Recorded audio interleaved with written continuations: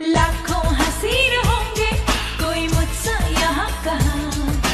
कितने जवान लड़के मेरी चाहत पे मर गए।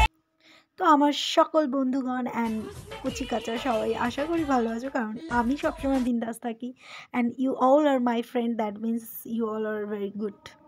অলওয়েজ, তাই তো হ্যাপি হ্যাপি থাকি আমরা। তো এখানে আমি নৃত্য করতে করতে কী করছিলাম, যাই হোক, হ্যাঁ, গানটা শুনছিলাম, শুনতে শুনতে আমি একটু রেডি হয়ে নিলাম বলতে বহু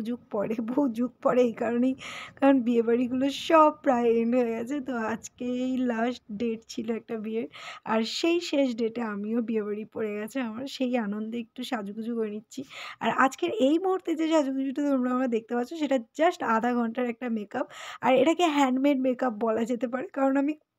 শুধুমাত্র হাতে দিয়েই, মানে হাতে তালি দিয়েই মেকআপ দিয়ে শেষ করে দিয়েছিলাম, কারণ হচ্ছে কোনো রকম সেরকম বেশি কিছু ইউজ করেছিলাম না, জাস্ট একটু ফাউন্ডেশন বেসটা করার জন্য প্রথমে হচ্ছে যে একটু সানস্ক্রিন লাগিয়ে নিয়েছিলাম, তারপর হচ্ছে যে একটু ফাউন্ডেশন দিয়ে নিয়েছিলাম, তার উপরে একটু বেশি করে হাইলাইটার লেপে দিয়ে একটু কি বলে,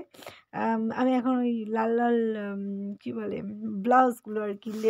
লোককে দেখে একটু লাল লাল লজ্জাবতী কন্যে হয়ে যাওয়ার জন্য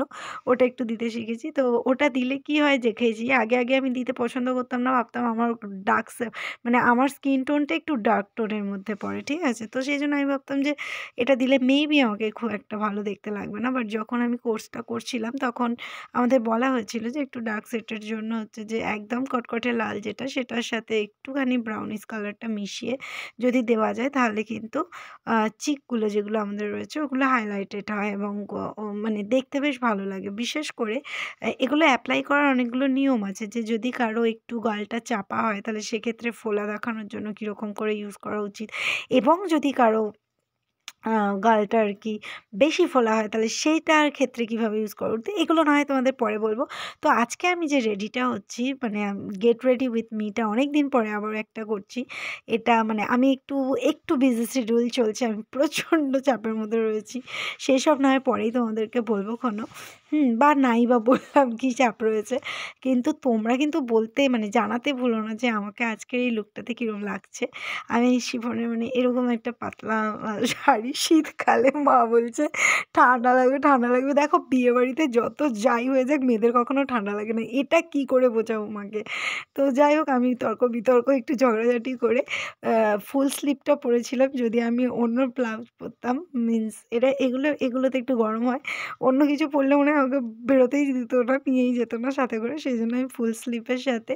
রেড কালার এই শাড়িটা পরে আর এই যে এইভাবে বার্ন করে নিয়ে সিম্পলি বলছি, তো জাস্ট আধা ঘন্টা মেবি পৌনে ১ ঘন্টা, তার থেকে বেশি হতেই পারে না আমার এই সাজুগুজুটা, ওকে। তো আমি সাজুগুজু করতে করতে প্রচণ্ড মজা করি, আর আমি নিজের মধ্যে একটু থাকি, আর নিজেই মজা করতে পছন্দ করি, ঠিক আছে, মানে নিজেকে নিজে হ্যাপি রাখি। সো কেমন লেগেছে সেটা বলো। আর ওই বিয়েবাড়ি ঘুরে এসে